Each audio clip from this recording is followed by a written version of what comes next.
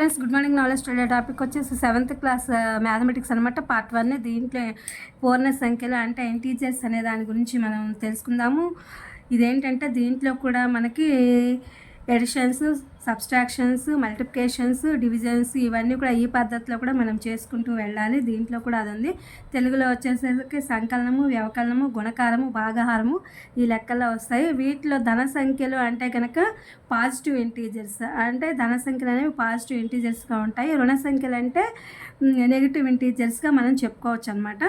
నేను తెలుగు మీడియంలో ఎందుకు పెడుతున్నాను అంటే నేను ఇంగ్లీష్ చెప్పినా కానీ తెలుగులో మళ్ళీ ట్రాన్స్లేట్ చేయాలనే ఉద్దేశంతో తెలుగు మీడియంలో వీటిని అప్లోడ్ చేస్తున్నాను. Let's start the topic. పూర్ణ సంఖ్యలు ఏంటంటే 1, 2, 3 ఇంకా అనేకమైనవి మనం లెక్కించుకోవచ్చు అనమాట. అంటూ లెక్కించడానికి ఉపయోగించే సంఖ్యలను సహజ సంఖ్యలు అంటారనమాట. ఇవన్నీ కూడా సహజ సంఖ్యలు అంటాం. అంతకుముందు నేను దాంట్లో చెప్పాను కదా ఇవి. అలాగే odd numbers, even numbers, whole numbers ఇవన్నీ కూడా మీకు చెప్పానమాట నేను. అలాగే ప్లస్ అంటే ఎడిషన్, సహజ సంఖ్యలో కనిష్ట సంఖ్య 1, గరిష్ట సంఖ్య ఎంత అనేది మనం చెప్పాం కదా ఇందాక. 1, 2, 3 ఇంకా అనేకం వేసుకోవచ్చు. అందుకే మనం గరిష్ట సంఖ్య చెప్పలేం కాబట్టి కనిష్ట సంఖ్య 1 అని మాత్రమే చెప్పగలుగుతున్నాం. ఎందుకంటే లెక్కించిన కొద్దీ ఇంకా ఎక్కువే వస్తాయి మనకి. అందువల్ల ప్లస్ సహజ సంఖ్యల సమితిని ఎంతో సూచిస్తారు. n = 1, 2, 3, 4, 5 ఇంకా ఎన్నైనా ఉంటాయన్నమాట. ప్లస్ సహజ సంఖ్యలకు 0 పూర్ణము లేదా 0ను చేర్చితే గనక, అంటే హోల్ నెంబర్స్లో 0, 1, 2, 3 అలా ఉంటాయి కాబట్టి మనం 0ని చేర్చితే గనక ఏర్పడే సంఖ్యలను పూర్ణాంకాల సంఖ్యలు లేదా పూర్ణాంకాలు అని చెప్పి అంటారు.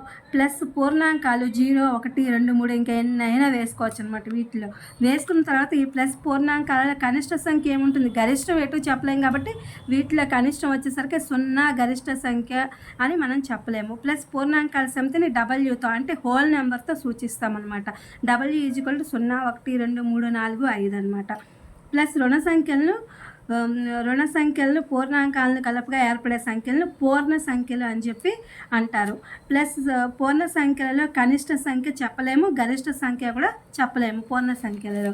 ప్లస్ పూర్ణ సంఖ్యల సమితిని Z అనే దాంతో సూచిస్తామన్నమాట. Z మనం లెక్కేసుకుంటూ ఉంటే ఇంకా ఇక్కడ నెగిటివ్ ఇంటీజర్స్ వస్తాయి అనమాట. -3, -4, -2, -1 అలా వచ్చిన తర్వాత మళ్ళీ 0, 1, 2, 3, 4 ఇంకా ఏదైనా మనం వెళ్ళొచ్చు అనమాట గరిష్టానికి.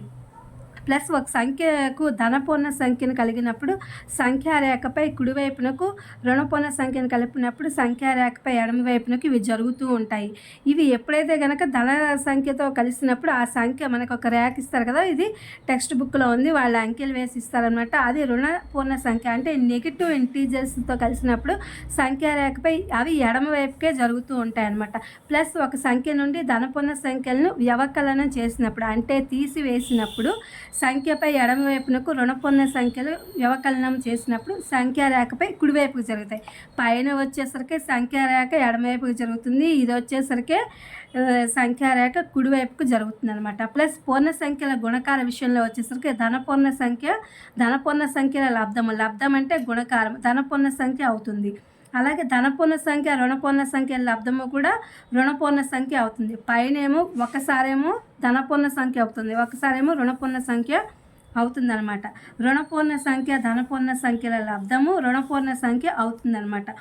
రుణపూర్ణ సంఖ్య లబ్ధము = ధనపూర్ణ సంఖ్య అవుతుంది. అంటే ఒకసారి ధనపూర్ణ సంఖ్య అంటే పాజిటివ్ ఇంటీజర్స్ అయితే మనం మళ్ళీ చేసినప్పుడు అది నెగిటివ్ ఇంటీజర్స్గా ఉంటుందన్నమాట. అంటే వాటి యొక్క లబ్ధాలు. ఇది పార్ట్ 1గా నేను మీకు వీడియో అప్లోడ్ చేస్తున్నాను. ఇది మీకు అర్థమవుతుందని చెప్పి అనుకుంటున్నాను. Please my channel like, share, subscribe and comment. Thank you for watching. Thank you for our support.